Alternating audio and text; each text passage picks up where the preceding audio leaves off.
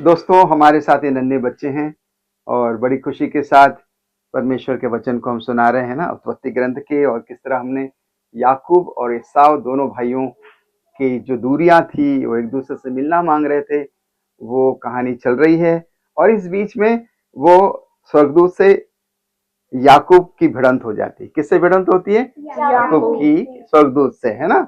तो याकूब उसी रात को उठा और अपनी 2 पत्नियों, 2 दासियों, 11 पुत्रों के साथ यब्बोक नामक नदी के पार गया। कौन सी नदी के पार?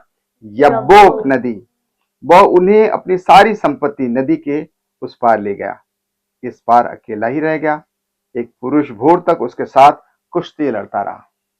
जब उसने देखा कि वो याकूब को पछाड़ नहीं सका, तो उसने उसकी जांघ की नस पर प्रहार किया और लड़ते लड़ते याकूब की जांघ का जोड़ उखाड़ दिया। उसने कहा, मुझे जाने दो, क्योंकि भोर हो गया है। याकूब ने उत्तर दिया, जब तक तुम मुझे आशीर्वाद नहीं दोगे, तब तक मैं तुम्हें नहीं जाने दूंगा। किसने कहा? याकूब ने स्वर्गदूत से कहा कि मुझे तुम्हें आशीर्वाद तो देना ही पड़ेगा, है ना। और उसने पूछा, तुम्हारा नाम क्या है? उसने उत्तर दिया, मेरा नाम याकूब है। इस पर उसने कहा, अब से तुम याकूब नहीं बल्कि इज़राइल कहलाओगे। याकूब क्या कहलाएगा? इज़राइल कहलाएगा, क्योंकि तुम ईश्वर और मनुष्य के साथ लड़कर विजय हो गए हो। तब याकूब ने पूछा, मुझे अपना नाम बता दो। उसने उत्तर दिया, तुम मेरा नाम क्यों जानना चाहते हो? उसने वहां याकूब को आशीर्वाद दिया।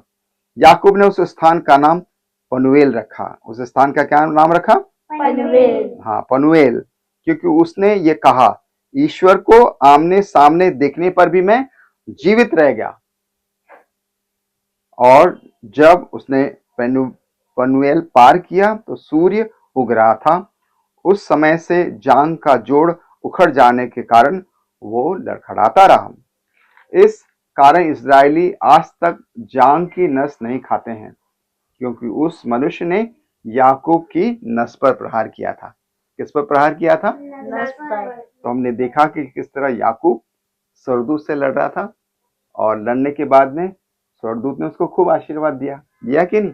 और ईश्वर भी हमको आशीर्वाद देते हैं, और विशेषकर बच्चों को तो खूब आशीर्वाद देते हैं। तो हम भी आशीर्वाद ईश्वर का प्राप्त करें जब हम विनम्र रहते हैं, अपनी पढ़ाई, अपने काम और माता पिता की आज्ञा का पालन करते हैं, तो ईश्वर हमको खूब आशीष देता है। ईश्वर का धन्यवाद करें ताली बजाकर।